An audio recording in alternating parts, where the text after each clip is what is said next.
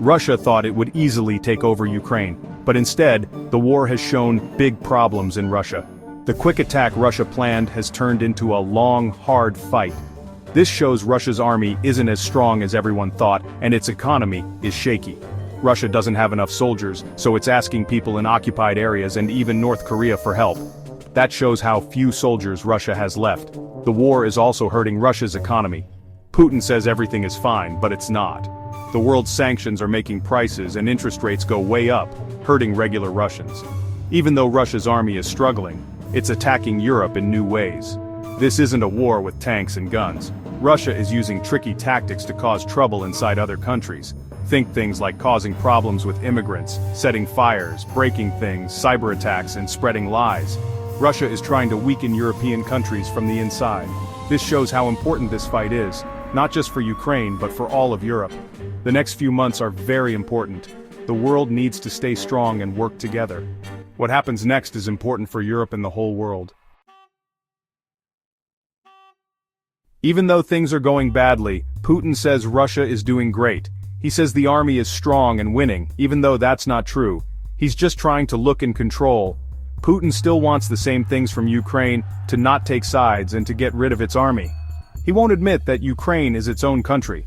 He still thinks his invasion was okay. This shows how wrong Putin's thinking is. Because Russia doesn't have enough soldiers, Putin is getting help from other countries, especially North Korea.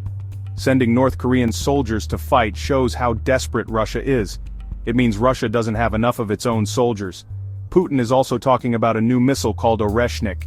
He says it's really powerful even though it's not nuclear. This also seems desperate. He's trying to look strong when he's not.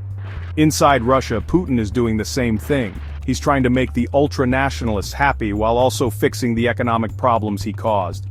He has a new program called Time of Heroes that gives government jobs to veterans. He's trying to make people support the war and keep the veterans happy because many of them are upset. Putin is trying to stay in control, but people are starting to fight back. Inside Russia and in the areas Russia occupies, people are resisting. This gives us some hope.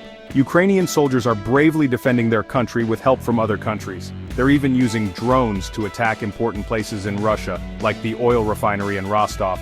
People inside Russia are also fighting back. Secret groups are attacking important things like fuel tankers to stop Russia's war effort. This shows how brave these groups are getting. This war has been terrible. Many soldiers and civilians have died. We can't even measure how much this war has hurt people. The world, especially Europe, needs to do something. Everyone needs to act quickly and strongly together. If we don't, bad things will happen to Ukraine and to all of Europe.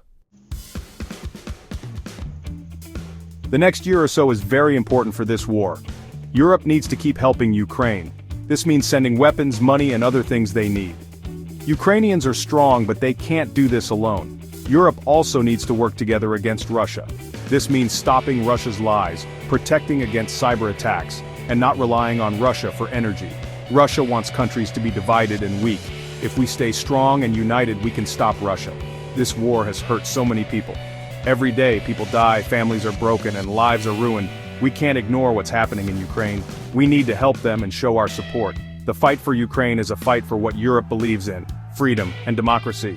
It's about letting Ukraine decide its own future. The world is watching. History will remember what we do.